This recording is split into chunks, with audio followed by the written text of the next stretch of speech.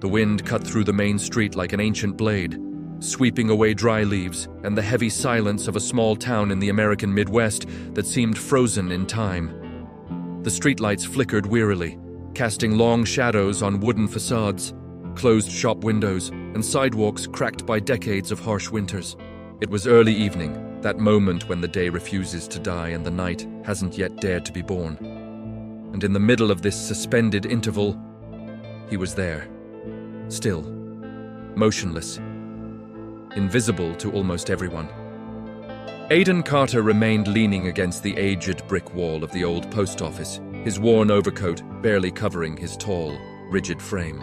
His broad shoulders betrayed a past that the present insisted on ignoring. His face bore deep lines, not only of time, but of decisions made under fire, of orders given and followed when there was no room for doubt. His eyes, a dull blue, observed everything without truly focusing on anything. They were eyes trained to detect danger in silence, the eyes of someone who had survived where many did not return. Aiden was, above all else, a war veteran. A veteran of wars the world seemed to have forgotten. The distant sound of a train cutting through the valley echoed like a metallic lament, bringing with it memories he hadn't invited. Aiden took a deep breath, feeling the cold air burn his lungs, and for a moment closed his eyes. The silence of that street wasn't peace, it was contained tension. For him, silence never meant rest. It meant waiting. It meant something was about to happen. Always.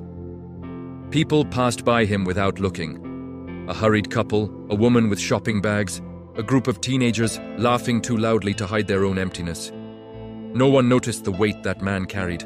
No one imagined that this man, treated like nobody, had already crossed burning deserts, jungles soaked in fear, and cities reduced to rubble.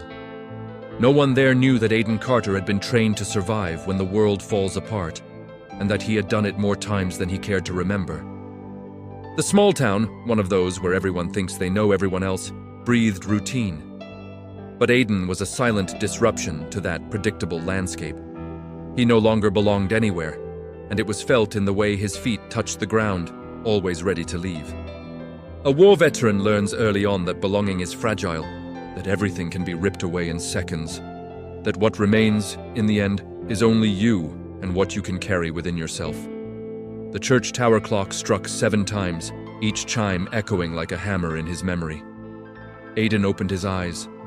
A car drove slowly past, the driver casting a quick, almost suspicious glance before continuing on. That's how they saw him, a displaced man, a strange figure, someone who didn't fit in. Little did they know that this same man had once been responsible for keeping others alive under unthinkable circumstances. That this war veteran had made decisions that cost him sleepless nights, but saved lives, many lives. There was something in the air that night, a dense premonition like electricity before a storm. Aiden felt it in his stomach, in the involuntary clenching of his jaw, in the subtle tension of his fingers. His body remembered before his mind. It always remembered. Years of war don't fade. They settle in the bones, in the breath, in the reflexes. He could try to be just another person in that forgotten city, but the war never allowed that. It whispered. It called. A door slammed shut in the distance. A dog barked and then abruptly fell silent. The wind ceased for a few seconds, as if the whole world were holding its breath. Aiden straightened up instinctively. The war veteran within him awoke, alert, silent, prepared. It didn't matter how many years had passed since the last battlefield. That part of him never truly slept. On that ordinary night, on that insignificant street, something was about to break the monotony. Something that would pull Aiden Carter back into a role he didn't seek, but that seemed to haunt him. Because the truth was simple and cruel. You can leave the war, but the war never leaves a veteran. And while the city remained indifferent, treating him like nobody, fate began to move. Slowly, relentlessly, as always. And perhaps that's exactly why this story deserves to be followed to the end, because there are lives that seem ordinary only until someone stops to look closely. If you feel that weight in the air, that silent curiosity about who Aiden Carter really is and what is yet to come, this is the moment to stay here. A simple gesture, like leaving your like, helps this story reach other people who also understand that not every hero wears medals on their chest. By subscribing to the channel, you ensure that you won't miss any chapter of this journey marked by silence, courage, and redemption. Every bit of support keeps narratives like this alive, narratives that speak of veterans, humanity, and second chances. Stay with us. What comes next is not just a story, it's a call to action. Aiden Carter woke up every day before dawn, as if his body still obeyed a clock no one else could see.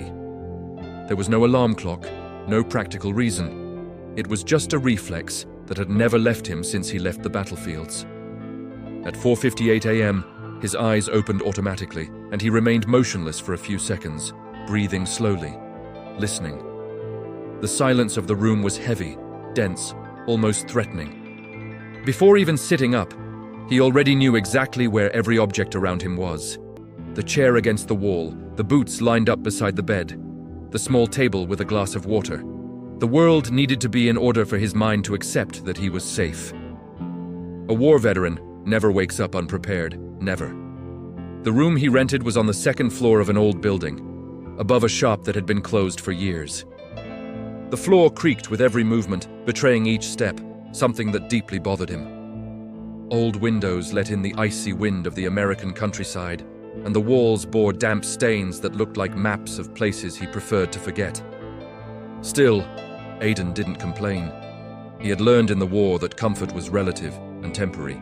Having a roof over his head was already more than many had ever had. He rose slowly, stretching his stiff body, feeling the familiar ache in his joints. Shoulders that had supported heavy equipment for miles, knees battered by endless marches, a back scarred by nights spent sleeping wherever he could find cover. Each pain was a silent reminder that his body had been shaped for war and never fully returned to civilian life. A war veteran carries that with him forever, even when he tries to pretend he doesn't. The narrow mirror near the door showed a man he barely recognized as the young man he once was. Short gray hair, a tense jaw, eyes always too attentive. There were visible scars and others that no one saw. He avoided looking at himself for too long. Looking too much meant remembering too much, and remembering for him was dangerous. Aiden descended the stairs carefully, instinctively silent, even knowing that no one else was awake at that hour. The streets of the small town were still asleep. Streetlights illuminated empty sidewalks, and the cold air stung his face. He always walked the same route, not out of habit, but for control. Knowing every corner gave him a false sense of predictability, something the war had taken from him years ago. At the small diner on the corner, Florence was already waiting for him without showing surprise. She never asked anything beyond what was necessary. Strong black coffee, served in the same cup. Aiden always sat at the same table, his back to the wall, with a direct view of the door and windows. It was automatic. Florence noticed this, just as she noticed that this man carried something too heavy for words. They exchanged few glances, almost no dialogue, and strangely that was respect. After coffee, Aiden would go to whatever work came his way. He didn't have a steady job, he preferred it that way. He did temporary jobs, unloading trucks, repairing fences, cleaning abandoned warehouses. Physical work kept his mind occupied and kept away thoughts that insisted on surfacing when he was idle. The owners of the places rarely struck up a conversation. They paid in cash, thanked him, and moved on. To them, Aiden was just a strong, quiet, efficient man. To him, it was just another day trying to stay functional outside of the war. The townspeople watched him from a distance. Some whispered, others simply looked away. Children stared at him curiously until their parents pulled them away. Aiden sensed this, but didn't react. He was used to being treated as an outsider, someone who didn't fit in. A war veteran learns quickly that the world moves on, with or without you. In the afternoon, he would walk to the edge of town, where the noise subsided and the horizon opened up.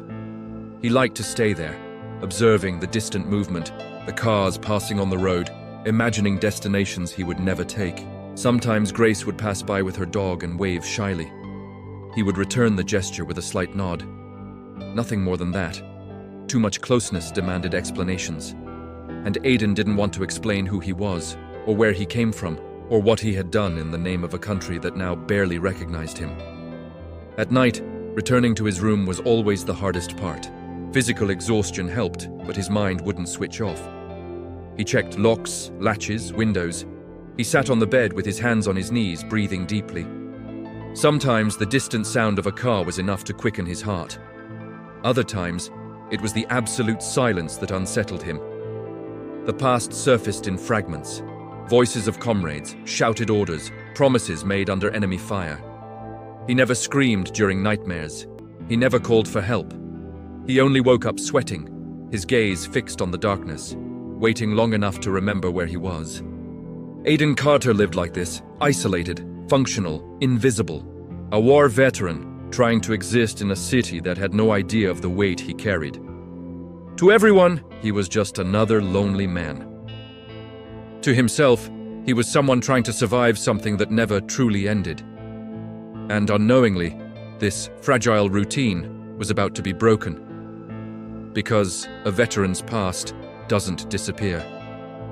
He observes in silence, waiting for the right moment to return. Before becoming a war veteran, before carrying silence on his shoulders and vigilance in his eyes, Aiden Carter was just a country boy, an ordinary boy, raised in a simple, light-colored wooden house, surrounded by open fields and dirt roads that seemed to lead nowhere. And yet, at the same time, led to every possible dream. He was born and raised in that same region of the country, in a town too small to hide secrets and too big to protect those who wanted to leave. Aiden was an only child. His father, Charles Carter, worked in a local mechanic shop, a man of few words, his hands always covered in grease, and his values as rigid as the steel he shaped every day. Charles didn't talk much about feelings, but he deeply believed in honor, responsibility, and keeping one's word. For him, a man was worth exactly what he accomplished. Aiden grew up watching his father get up before sunrise, return home tired, and still find the strength to fix something broken at home or help a neighbor. No speeches, no applause, just doing what needed to be done. His mother, Lindsay Carter, was the silent counterpoint in that house. A teacher at the local school, she had a calm smile and infinite patience. She was the one who taught Aiden to read before he was even old enough, who encouraged him to imagine worlds beyond the hills surrounding the town.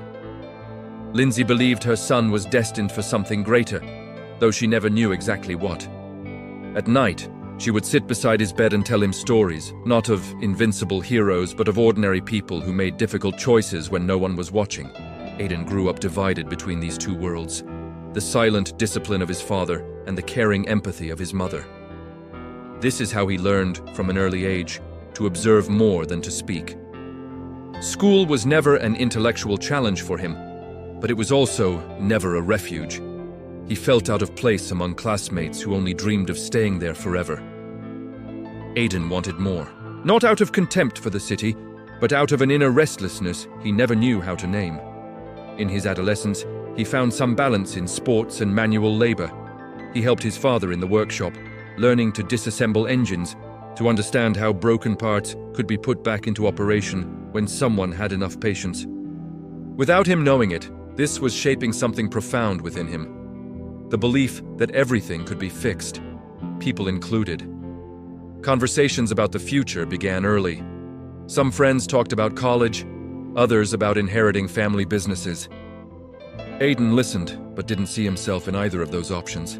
There was something inside him that demanded purpose, something to give meaning to that constant restlessness.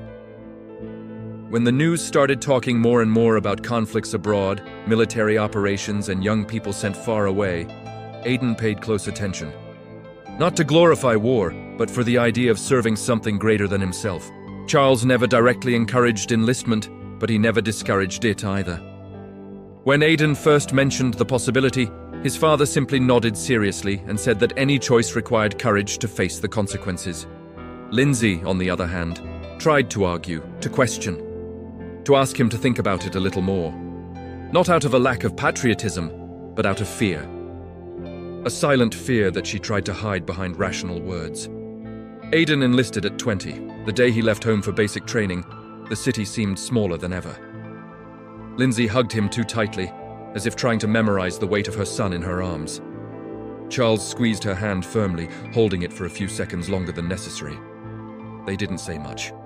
They didn't need to.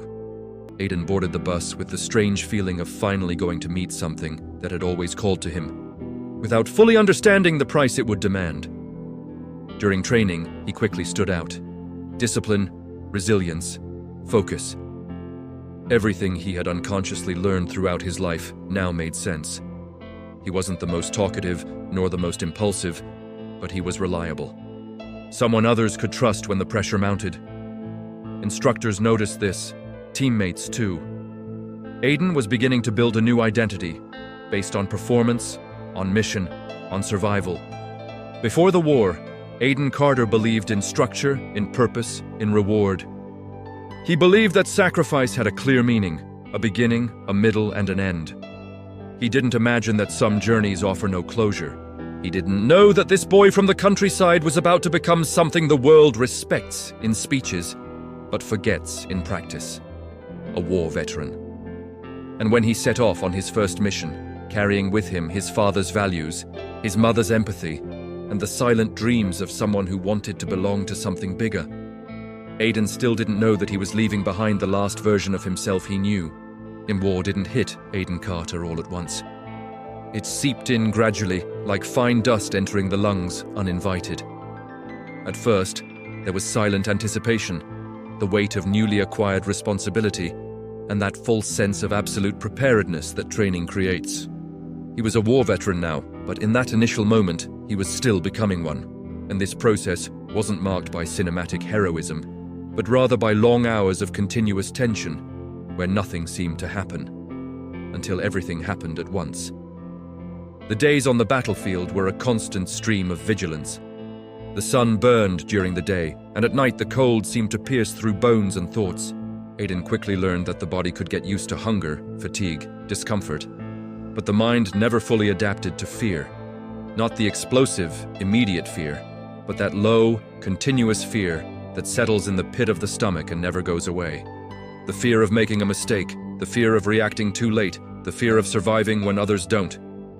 It was there that he met Blake Henderson. Blake talked too much, laughed too loudly, told stories about his girlfriend as if it were a talisman against death. It was impossible not to like him. Blake had the rare ability to make hell seem bearable for a few minutes. Aiden, always quieter, observed and learned. They became close without grand declarations. A look was enough, a silent cover, a quick gesture when something seemed out of place. War creates bonds that dispense with words. The first losses didn't come with deafening explosions. They came with absences, an empty space in the formation. A name called that didn't answer, a helmet lying on the ground.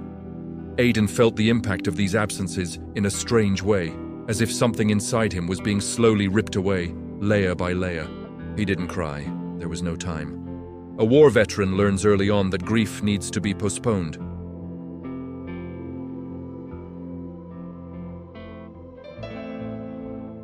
Aiden remembered situations where all he could hear was his own heavy breathing inside his helmet, while his senses struggled to pick up any out-of-place detail. In those moments, he didn't think about home, or his mother, or the small town. He only thought about keeping everyone alive. That's what gave meaning to it all. But war exacts its price relentlessly. Blake was one of those tolls. There was no time for goodbyes, no final words worthy of a movie. There was only a chaotic moment, a decision made in seconds, and then silence. A silence unlike any other. Aiden remembered standing there for a few moments, looking at where his friend had been seconds before, trying to understand how someone so present could simply cease to exist. It was there that something inside him broke for the first time. After that, the nights changed.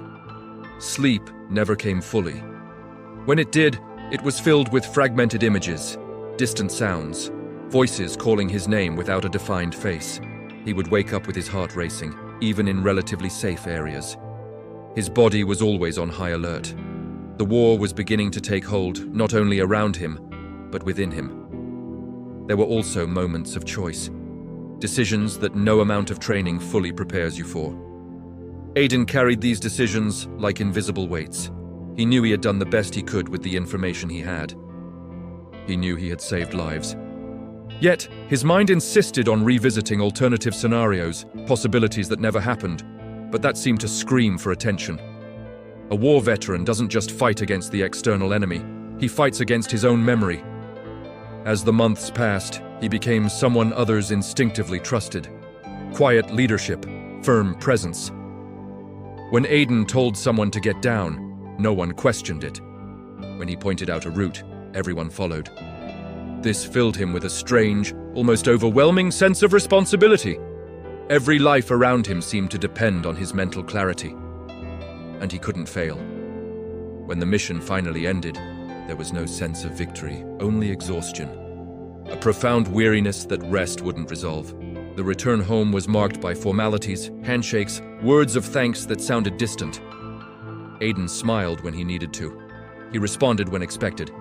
But something within him had already been left behind, buried in places that would never appear on maps. The scars of war weren't just physical. They manifested in how he reacted to sudden noises, in his difficulty relaxing indoors, in his constant need to watch for exits. They manifested in his inability to explain to someone who had never been there exactly what had been lost. Because it wasn't just about death or fear, it was about the shattering of an entire version of himself. When Aiden Carter returned, he returned different. A war veteran doesn't return to the starting point. He returns transformed, with scars that don't bleed but weigh heavily, with memories that surface without warning, with the constant feeling that part of him is still there, somewhere far away, waiting for an order that will never come. And even now, years later, those marks remained alive. Silent, persistent, ready to awaken at any sign that the past had not finished exacting its price. For a long time, Aiden Carter believed his life would continue exactly that way until the end. Silent days, restless nights, a routine built not for living but for keeping the past under control. He didn't expect redemption, nor recognition. A war veteran learns to lower expectations in order to survive. And perhaps that's why the event that changed everything arrived so simply, almost banally, as the most dangerous things often do. It was late afternoon when Aiden left the warehouse earlier than usual. The sky was heavy, covered by dense clouds that heralded rain. The city had that metallic smell that precedes a storm, and the wind blew erratically, raising dust on the sidewalks. He walked with his hands in his jacket pockets, alert, as always. Nothing seemed out of place. And yet, something bothered him. As he passed by the old, abandoned gas station on the outskirts of town, Aiden heard raised voices. It wasn't an ordinary argument. There was too much tension. An aggressive tone that made his body react even before his mind could form any conscious thought. He slowed his pace, instinctively positioned himself behind a parked car, observing from a distance. 3 men surrounded someone near the side of the building. A woman, Grace. He recognized her immediately, the same woman who sometimes passed by with her puppy and offered him a shy wave. Now she was cornered, clutching a bag to her chest, her body rigid, her desperate gaze trying to find a way out that didn't exist. One of the men spoke loudly, gesturing menacingly. Another laughed, a short, humorless laugh. The third simply observed, as if assessing the weather. Aiden felt the old conflict stir within him, that inner voice that told him to move on, not get involved, not cause trouble. He wasn't a policeman. He wasn't an active soldier anymore. He owed nothing to anyone there. This city ignored him. Those men had nothing to do with his past. It was safer to leave, but the body did not move. The war veteran within him had already assessed distances, angles, possible escape routes. He knew exactly how many steps separated him from them. He knew where each of their hands were. He knew who posed the greatest risk.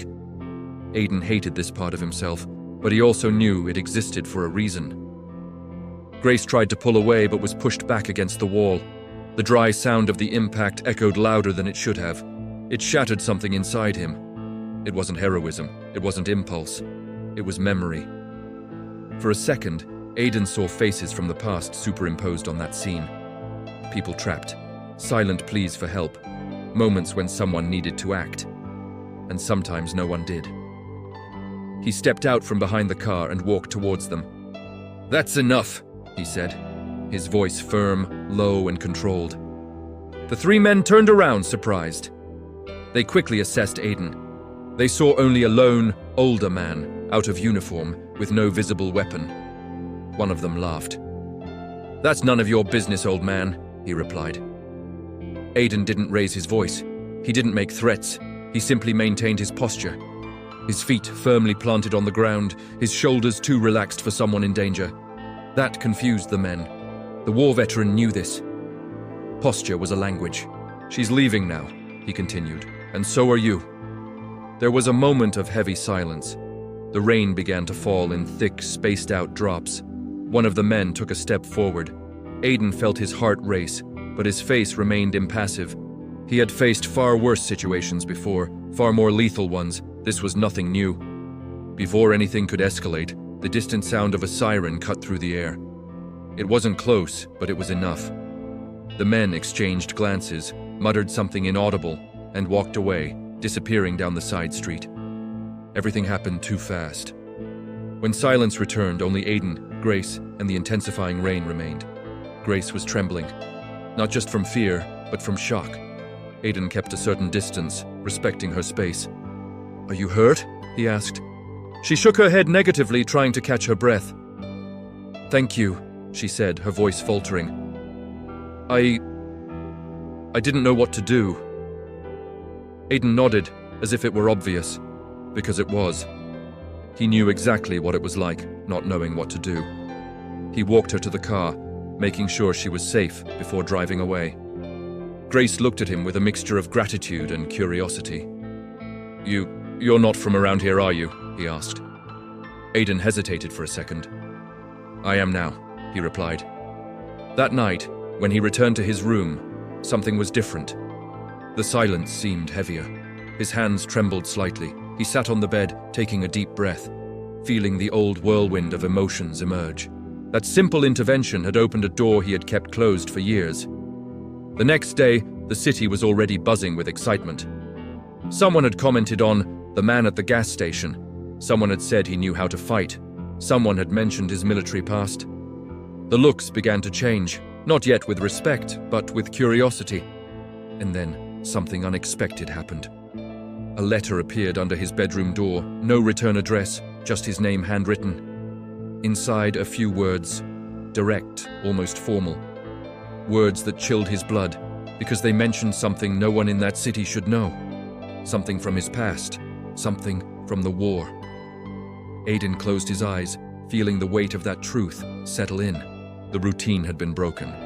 The past had found a way back, and like it or not, the war veteran was being called upon once more. Aiden Carter spent the entire night sleepless after reading the letter.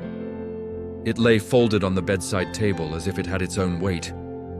It wasn't the explicit content that disturbed him most, but what was implied. Someone in that city knew who he was.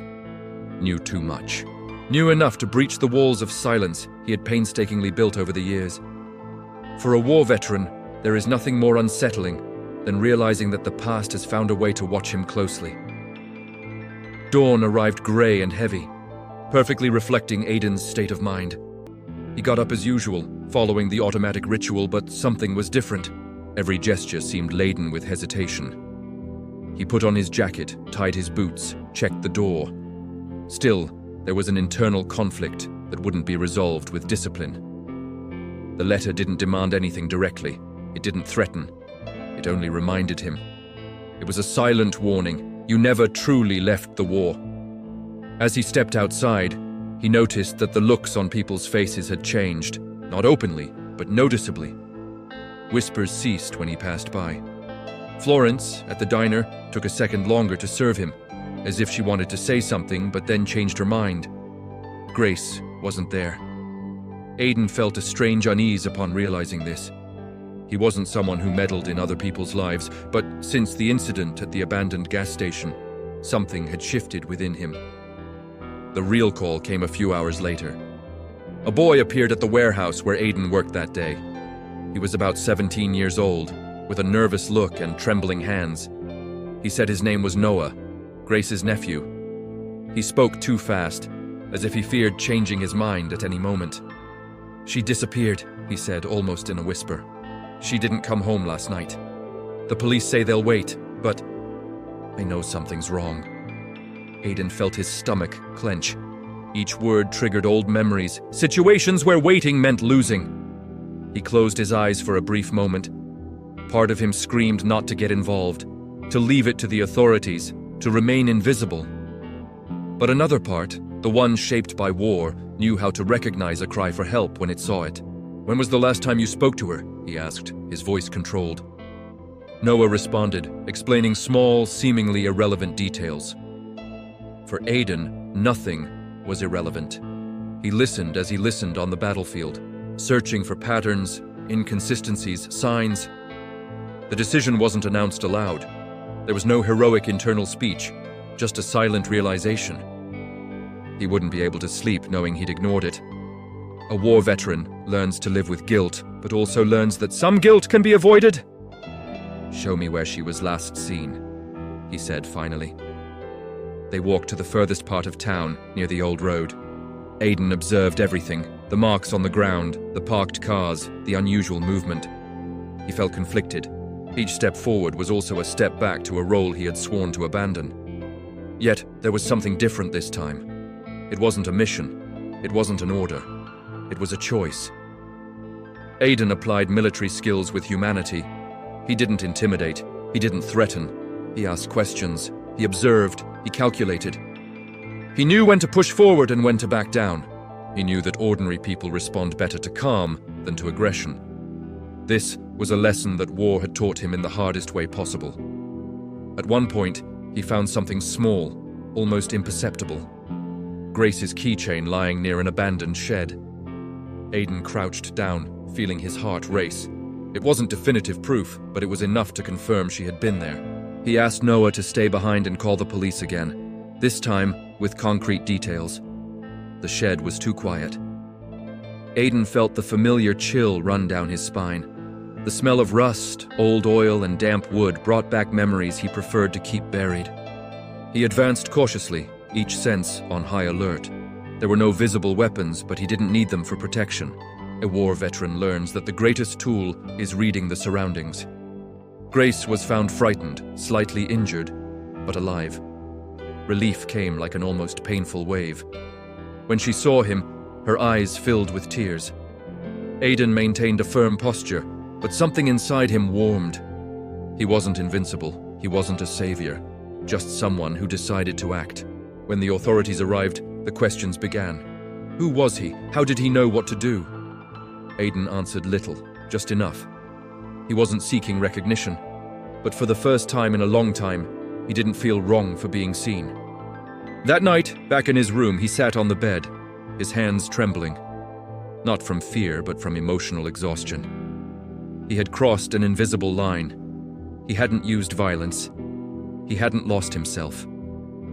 Still, he felt the weight of the decision. Aiden Carter understood something fundamental at that moment. Courage wasn't about returning to war. Courage was about using everything war had taught him to protect, not to destroy. And, like it or not, that act of humanity had rekindled something he believed to be dead. A sense of purpose. A calling that didn't come from orders, but from conscience. The war veteran was no longer merely surviving. For the first time in years, he was choosing to live. After that night, nothing was ever simple again. Aiden Carter felt it the first step he took out of his room the next morning. The air seemed thicker, as if the entire city had shifted while he slept. A war veteran recognizes this kind of feeling immediately. It's the same premonition that precedes a major confrontation. That moment when silence ceases to be just silence and becomes a warning. News of what had happened to Grace spread too quickly. Small towns work like that. Gazes that had once been indifferent now lingered on him. Some carried gratitude, others curiosity. And there were also those that carried something more dangerous. Distrust. Aiden didn't like that. In war, excessive visibility means risk. And now, he was visible. Grace tried to thank him in person, but Aiden kept his distance. Not out of coldness, but out of self-protection. Closeness creates bonds. and bonds create losses. He had learned this the hard way. Still, he couldn't completely ignore the effect that choice had had. For the first time since arriving in town, someone saw him not as a stranger, but as someone trustworthy. The real conflict began when Blake reappeared. Not in flesh and blood, but as a vivid memory. Aidan began having more intense, more vivid dreams. Dreams in which he relived old decisions, in which he heard his friend's voice asking if it had all been worth it. He would wake up with a tight chest, a racing heart, feeling responsible again for more than he could bear. Throughout the day, small signs emerged that something bigger was brewing. An unfamiliar car parked too long near his apartment building. A man watching from a distance, feigning interest in a tourist map too old to be used. Casual comments in the diner about Aidan's military past. Someone had talked too much, someone had investigated. Florence was the first to warn him, in the discreet way that she knew how. "Not everyone here likes heroes," he said, while wiping the counter. "Some prefer things to stay the way they always have been." Aidan understood immediately. He hadn't just saved Grace. He had interfered in something bigger. Maybe a small network, maybe something local, but enough to bother people who didn't like attention. The greater conflict wasn't just external. It was internal. Aidan found himself torn between two versions of himself.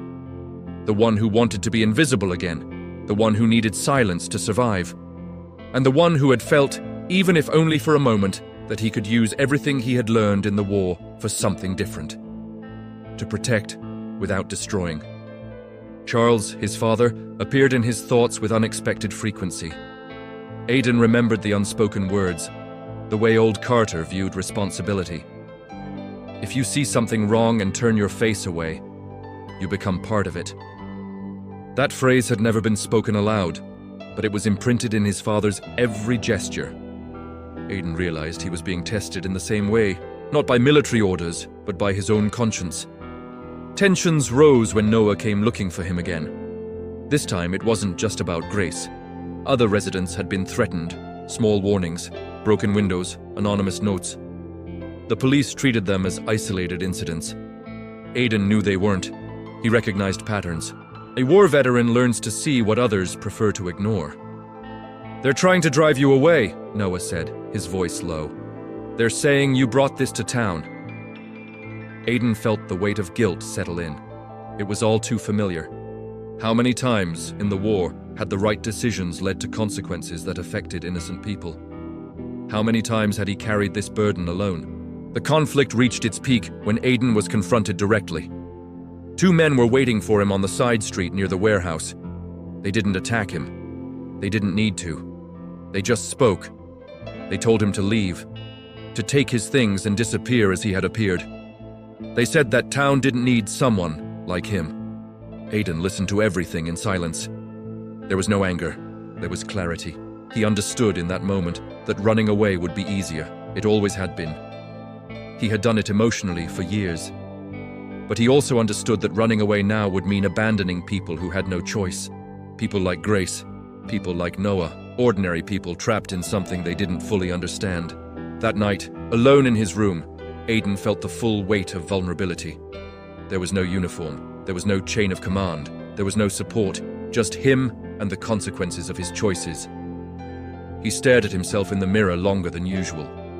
For the first time, he didn't look away. "You've survived worse," he murmured to himself. But surviving was no longer the challenge. The real challenge was to remain, to face it, to accept that the war had shaped him, but it didn't have to define the end of his story. The greatest conflict was set. It wasn't just against external threats, nor against men in the shadows. It was against the fear of getting involved, of caring, of losing again. A war veteran knows that this is the hardest battle of all, and Aidan Carter was about to find out if he still had the strength to defeat her. Aidan Carter didn't immediately realize when he began to crumble. There wasn't a single, clear, cinematic moment. It was more like a slow, almost invisible fissure that opened from within and widened with each held breath. A war veteran learns to recognize the collapse of others, but rarely recognizes it in himself. He believed he was still in control. "The truth was, He was merely postponing the inevitable. The night everything fell apart began too quietly. The city seemed to hold its breath, as if it knew something was about to happen. Aidan walked the streets aimlessly, feeling the weight of every gaze, real or imagined. There was no longer refuge in anonymity. There was no longer the protection of invisibility. He now carried expectations. And expectations have always been more dangerous than declared enemies. When he reached the edge of town, near the old road, he stopped. The wind was blowing strongly, and the sky was too clear, too starry, almost cruel in its tranquility. It was there, at that exact spot, that the past finally caught up with him without asking permission. The sound wasn't loud, it was subtle. A distant bang, maybe an exhaust pipe, maybe a branch breaking. To anyone else, nothing. To Aidan, it was everything. His body reacted before his mind. He threw himself to the ground, his heart racing, his hands trembling as he searched for something that was no longer there. The world around him vanished, replaced by another, hot, chaotic, suffocating. He was no longer on that road. He was back on the battlefield. The smell of gunpowder filled his nostrils. The air felt heavy, thick with dust and fear. Shouts echoed in the distance, mixed with confused orders. Aidan felt the weight of the equipment on his shoulders, sweat trickling down his face, his muscles too tense to relax. And then he heard the voice I most feared hearing. Aidan! Era Blake. Aidan turned in the emptiness of the night, but no one was there. Still, the memory was too vivid to ignore.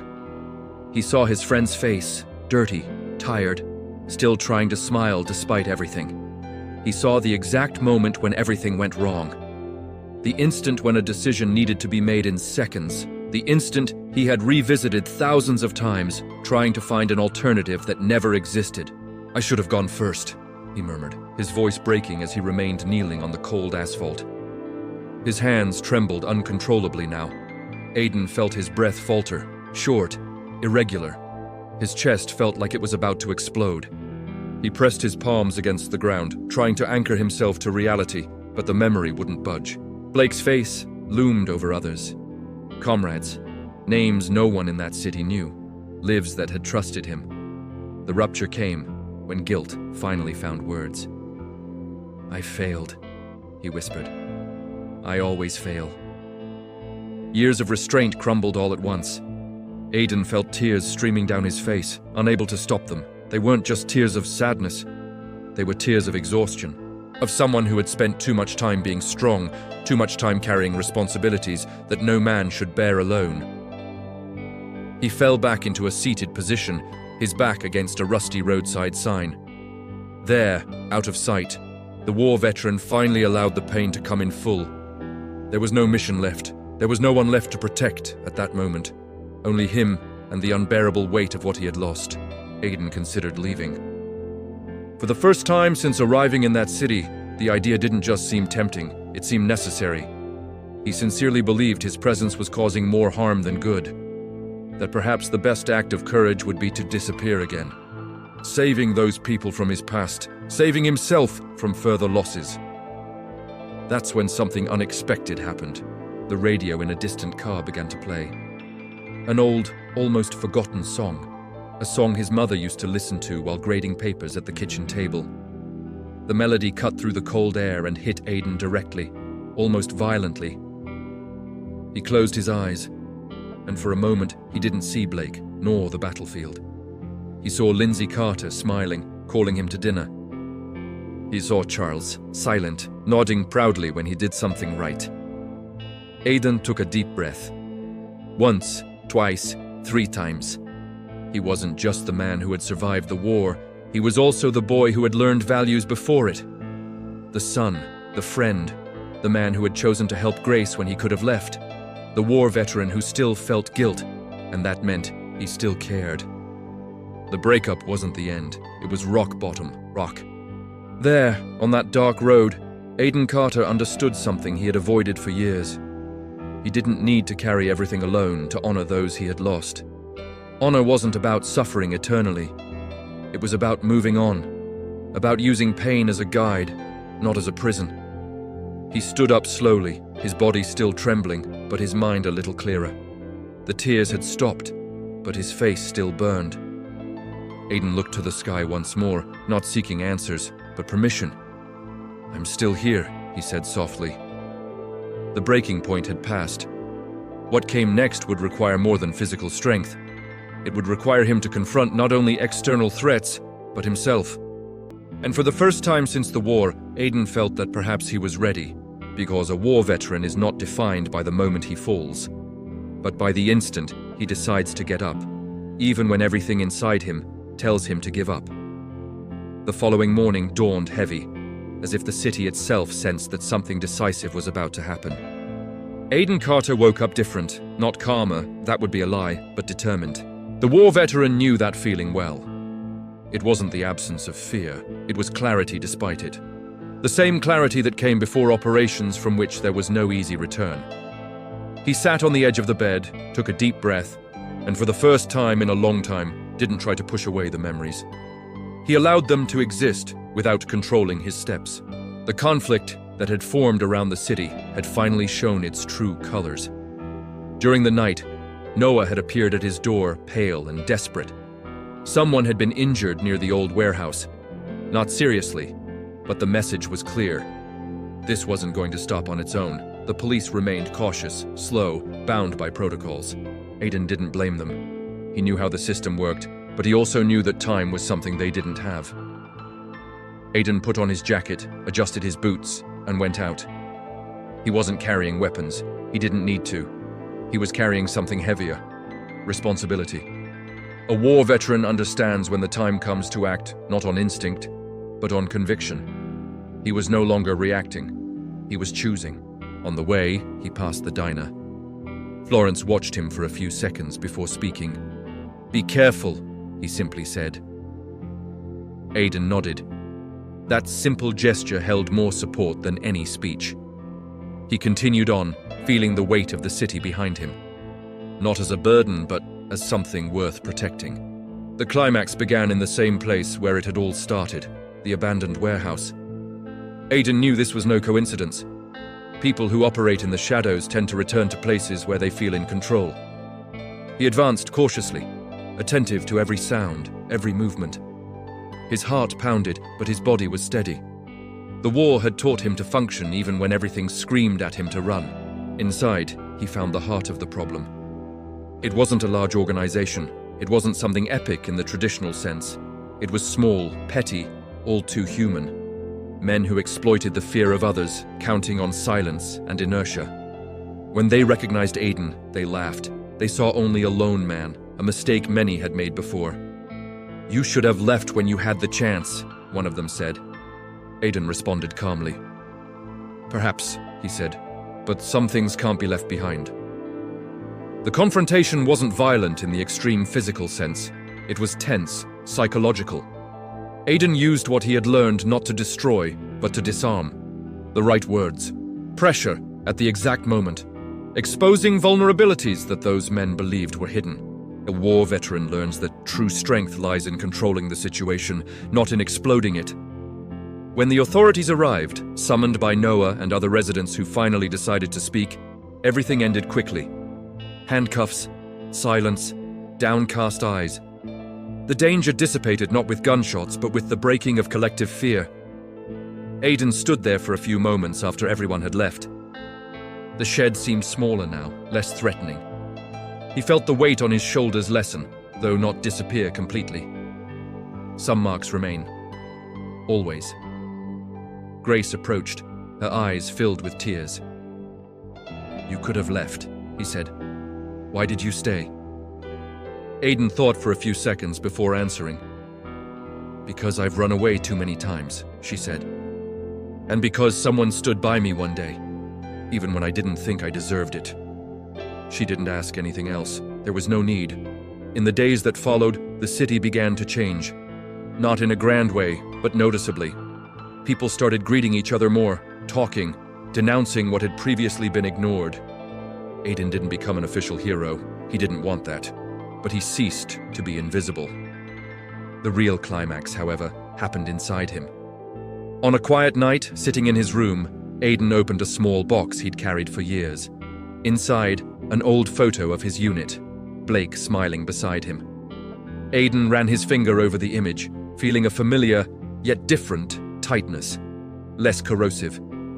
"I did what I could," he said in a low voice. And for the first time, he believed it. Overcoming this didn't come as an absolute victory. It came as acceptance. Aiden understood that he would never cease to be a war veteran. The memories would remain, the scars too. But they no longer needed to dictate his choices. He could be defined not only by what he had survived, but by what he chose to build afterward. That night, Aiden slept longer than usual. And when he woke up, the world seemed a little lighter. Not perfect, not resolved, but possible. The climax had passed. The internal war wasn't won forever.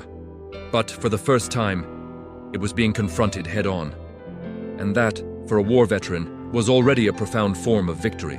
Dawn arrived slowly, as if the world had decided to give Aiden Carter exactly the time he had never had. Light streamed through the window of the old room, touching the worn wooden floor, the walls marked by time, and the face of a man who, for the first time in many years, had slept without a jolt. It wasn't a perfect sleep. There were dreams. There were fragments of the past. But there was no panic. There was no abrupt awakening, with a racing heart and a body prepared for a war that was no longer there. For a war veteran, this was not just rest. It was a milestone. Aiden stood up slowly, feeling the usual weight on his body. But he noticed something different. The weight wasn't overwhelming. The pain was still there, physical and emotional. But now there was room to breathe between them. He walked to the window and opened it completely, something he would never have done without hesitation before. The morning air entered the room, bringing the scent of the waking city. Fresh coffee, damp earth, old wood. Simple sounds, living sounds. Sounds that didn't announce danger. The city was changing, even if no one was announcing it aloud. Small gestures revealed more than speeches. People stopped to chat on the sidewalks. Doors stayed open longer. Glances that had once been suspicious now carried silent recognition. It wasn't idolatry, it was something rarer and more genuine: trust. Aiden was no longer just the strange man. He was Aiden. And that was enough. Florence began asking how he was doing, not out of politeness, but out of genuine interest. Grace smiled fearlessly when she saw him. Noah spoke of plans, of the future, something that had previously seemed too distant for him. Aiden listened more than he spoke, as he always had. But now he listened without the constant feeling that he needed to keep his distance to survive. The nights still brought challenges. The silence was still profound, sometimes too profound. But Aiden had learned something essential. He no longer needed to face it alone. When memories surfaced, he didn't fight them with brute force. He let them come. He acknowledged them, and then he let them go. A war veteran doesn't erase the past. He learns to walk alongside it without allowing it to dictate his every step. One late afternoon, Aiden decided to drive to a high point outside the city, from where he could see the lights slowly coming on. He took with him the old box he had kept for years. Inside, a photo of the unit, the few physical mementos of a previous life. He opened the box there, under the orange and blue-tinged sky, and calmly observed each face. There was no longer just pain in that gesture. There was respect. There was gratitude. There was farewell. "I haven't forgotten you," he said softly, "but I'm still going." And that wasn't betrayal. It was true survival. Aiden began to understand that his story didn't need to be defined by its most painful point. The war had shaped him, yes. It had taken things that would never return, but it had also given him something he now understood better. The ability to remain strong when everything crumbles. To choose humanity when violence would be the easiest path. To protect without needing to destroy. He began to help more consistently in the city, not as a savior, but as someone who was present. He repaired fences, mentored young people, listened to stories. Sometimes someone would ask about his military past. He would answer with few words, not because he was ashamed, but because he understood that the war didn't need to be explained to validate who he was now. One night, Aiden wrote a letter, not to send immediately, but to organize his thoughts. He wrote to his father, Charles. even knowing he would never receive a reply. He wrote to his mother, Lindsay, with the clear intention of visiting her soon. He wrote to Blake, not as a plea for forgiveness, but as an acknowledgement. When he finished, he felt a quiet peace, the kind that makes no noise but sustains. The war veteran who had arrived in that city trying to disappear no longer existed in the same way. In his place, there was a man who accepted his entire history, the honorable parts and the painful parts. A man who understood that purpose is not something you find once and that's it. It's something you choose every day. And perhaps that was the greatest lesson of all. Aiden Carter learned that the world can treat someone as nobody for a long time. It can ignore sacrifices, it can forget stories, but in the end, what really matters isn't when others discover who you are. It's when you accept it yourself. Because a war veteran is not just someone who survived external battles. This is someone who continues to fight every day, to live with dignity, awareness, and humanity. And in that small town in the American Midwest, under ordinary skies and simple streets, Aiden finally found something greater than redemption. He found belonging, not because the past has been erased, but because finally it stopped being a prison. And so, the story ends not with applause, nor with grand promises. It ends with something far more powerful, a man at peace with himself, and the certainty that, even after the war, it is still possible to choose to stay. If you've made it this far, it's because this story resonated with you on some level, perhaps through the silence, perhaps through the difficult choices, perhaps through everything that wasn't said aloud. If this content provided value to you, if it made you reflect or feel something real, subscribing to the channel is a simple way to continue this kind of conversation here. If you want, leave a comment saying, "I'm with you until the end." That way I know you walked alongside this story until the very last step.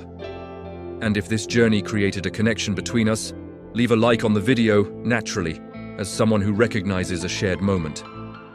There's a video over here that complements this topic and delves even deeper into this reflection.